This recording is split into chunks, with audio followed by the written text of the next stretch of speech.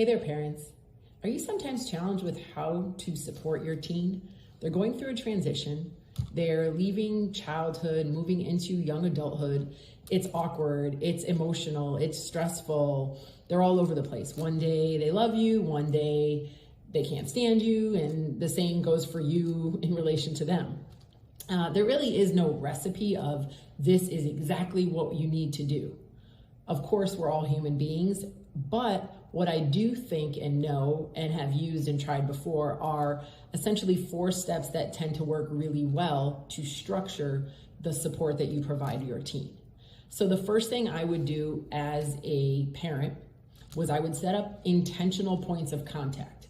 So by that, I mean every week, set up a time, a place where you and your teen are going to discuss agreed upon topics. So this isn't a time where you can, berate them for something they did wrong, or where they get to complain about something they didn't like about what you did. But you really need to it needs to be intentional, and you have to agree upon the topics that are going to be discussed. And by this, I don't mean that we're holding back and we're not sharing things, but when you're working with a teen to kind of build that rapport and structure those conversations and allow them to be vulnerable and you to be vulnerable, there has to be a safe space. So though at some point you may get to the point where you guys can discuss whatever it might be, if you're struggling with this, you have to have some structure. So whatever the situation might be that happened that week, whatever the kind of like goals that your teen is working on, those are the things that you want to focus on. And these are intentional and these are discussed.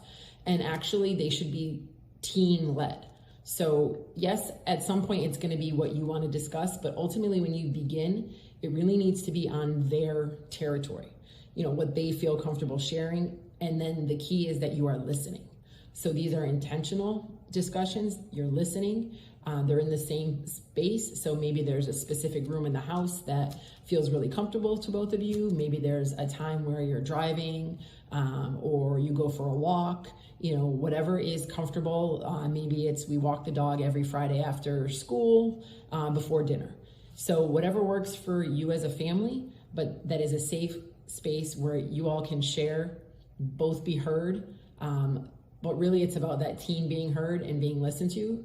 You'll get to the point where you're going to respond more, but at this point, it's just listening to them and making contact with them based upon what goals are for your teen. Now, speaking of goals, what you want to do is set targets with your teen. So you want to, support them in setting the targets that they feel are necessary for their own personal growth. So I know as a parent, you have a laundry list of things that you may want to see your teen, improve upon and do better, that has to do with their confidence and their self-image and their identity and all these things, which is great, but ultimately they have to be the ones that initiate this.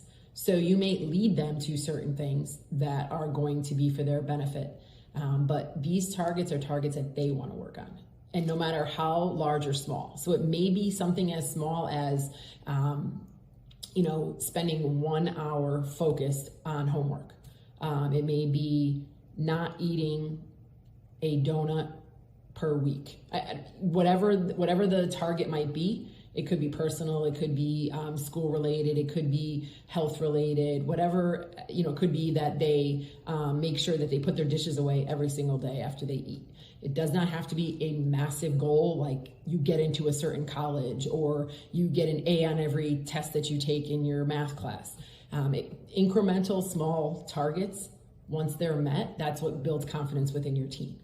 So you want to celebrate that. So during that intentional contact time, that's what you want to celebrate. The smallest thing, even if when you set those targets, you don't want to also set them to be every day this must happen. So maybe it's that your teen wants to start working out.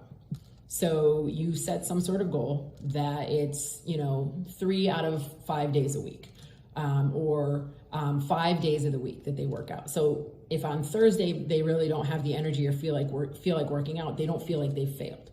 Well, by the end of the week, if they've worked out 4 times and the goal was 3 times, they feel even better about themselves. So it doesn't have to be something that's forced every single day, because then we tend to feel like, well, if we didn't meet that target, then we failed. But we're humans, and maybe we need Sundays off, or maybe Sunday's our best day to work out, whatever it might be. We want to leave that wiggle room for teens to build that confidence and feel that they've met targets. And then once they meet small incremental targets, they can meet larger targets. Then maybe their working out leads to losing weight or eating healthy or, increased energy or making the soccer team or the basketball team, whatever their long-term goal is, but they got to start with those small incremental goals. With that, you want to make sure that you have outlined the actions with them. So there may be incentives. Obviously, we don't want to rely completely on extrinsic motivation. We want teens to become intrinsically motivated, but it depends on where your teen sits right now. So some teens need that extrinsic motivation. They need to, if I go to the gym 4 times a week, I can treat myself with a cookie, whatever it might be. If I do my homework each night without complaints, I will be able to go on social media. There are times and there are teens that obviously need that extrinsic motivation. So that's something you want to include if your teen is sitting in that place, but that's something you want to include and then eventually retract little by little. So as your teen becomes more confident and feels more intrinsically motivated, they won't need that extrinsic motivation anymore. So it might be something that you just scaffold in. You scaffold it in at the beginning, you use it to motivate them. You find out what it is that motivates them, because what motivates one teen, even a brother or sister, doesn't motivate the other. So maybe sometimes it's just time with you alone that motivates them. Maybe it's, spending time with family members. Maybe it's going bowling with their friends. It could be that they choose where the family goes to dinner. It could be any kind of extrinsic motivation, but something that they value and that they feel like that they have control over. So once they feel they have control over it, then they start to realize like, okay, it's all within me. So then they begin to build that intrinsic motivation over time. And with that, I would continue to have a structured contract. So this is something I would set with your family. So when teens are setting goals and setting targets and reaching those goals and targets, they do need to be measurable, but they also need to be family oriented. And what I mean by that is, if your teen is trying to eat healthier, if your teen is working on being more focused with their homework, if your teen is trying to make a basketball team, if your teen wants to make the chess club and wants to, compete, whatever their goal might be, it has to be something that is aligned with the family. So if your teen is working really hard towards a goal, but then the rest of the family is not eating good food or is not being healthy or doesn't work on, improving their mind and their skills, then it's not going to work. It may work, but it's not going to be as effective, let me say. So with that being said, the family, other brothers and sisters, mom, dad, whoever else lives in that home, should strongly consider making their own individual goals. So now you have the whole family working towards, large goals together, and then specific individual goals. So it might be that the overarching theme for the family right now is working on health. Mom wants to do yoga, dad wants to go to the gym, brother wants to go play the soccer team, sister wants to do dance, whatever it is.